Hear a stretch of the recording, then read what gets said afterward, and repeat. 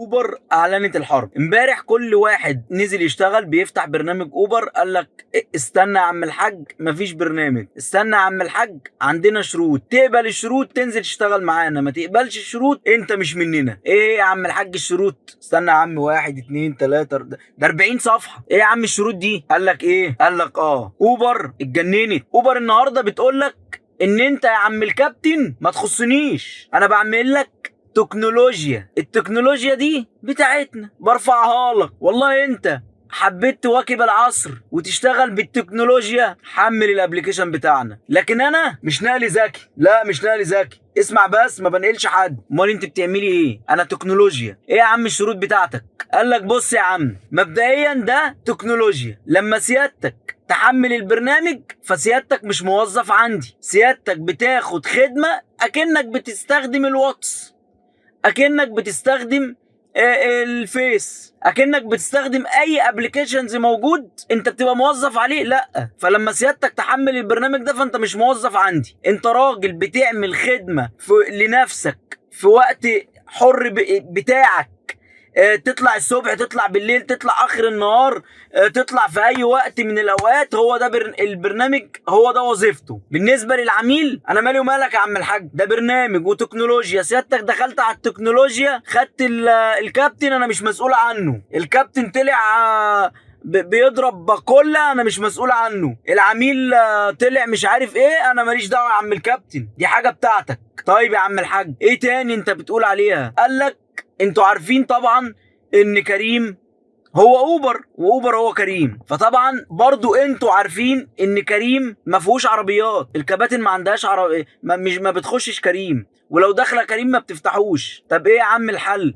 قال لك ان الرحله اللي هترن على كريم والمسافه بتاعت العربيات كبيره ومفيش عربيات، الرحله هترن عندك على مين؟ على اوبر. ازاي يا اوبر؟ قال لك شغل اجانب، انت مالك يا عم، دي بتاعتنا. طب يعني انا لما اروح للعميل اقول له ايه؟ اقول له انا اوبر ولا انا كريم ولا اقول له ايه؟ قال لك ما تشغلش انت بالك بالكلام ده، احنا هنعمل له رساله تفهمه الايه القصه. ماشي يا عم الحاج، احنا كده اتفقنا على ايه؟ على حاجتين، ان هم خدمات تكنولوجيه، يعني من الاخر يا عم الكابتن انت ما تخصناش، لو اتدبحت في عربيتك ما تخصناش، انا مالي. انت قبلت انك تاخد واحد وانت ماشي تشتغل، لو دبحت العميل يقول العميل انا مالي. انتوا الاتنين بتستخدموا خدمه تكنولوجيه خدمه تكنولوجيه انا عاملاها، انا عامل برنامج، انا ولا انا ليه علاقه بالنقل ولا انا وكيل نقل. ماشي يا عم، ايه تاني؟ قال لك توافق لي برضو على ايه؟ على موضوع كريم، ان كريم ما عندهاش عربيات اصلا،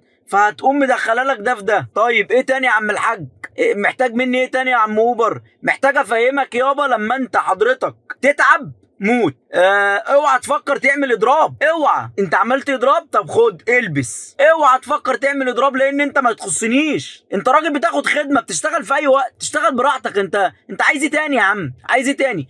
حته تانية للناس اللي خايفه من قصه الحكومه ان هي تخش في الموضوع. انت خايف ليه؟ انت متخيل ان انت خايف؟ متخيل ان انت ليك حق ولا مالكش؟ انت يا عم الحق، ده عربيه، ده هيجي لنا غرامات، ده هيجي لنا. ما انت يا ابني الناس بتدفع ضرايب، ما هي بتاخد منك ضريبه. ده بالعكس، ده هي اللي تخاف، هي اللي تخاف عشان هتتلزم باقرار ضريبي كل سنه، بميزانيه، بضرايب تدفعها، بكسب عمل، بدمغه، بكل الضرايب اللي محطوطه في مصر هي اللي تلتزم بيها. يبقى مين يخاف؟ انت اللي تخاف ولا هي اللي تخاف؟ عشان كل الكباتن اللي داخله خايفه من قصه الحكومه. مين يخاف يا ابني؟ ما انت بتدفع ضرايبك اصلا.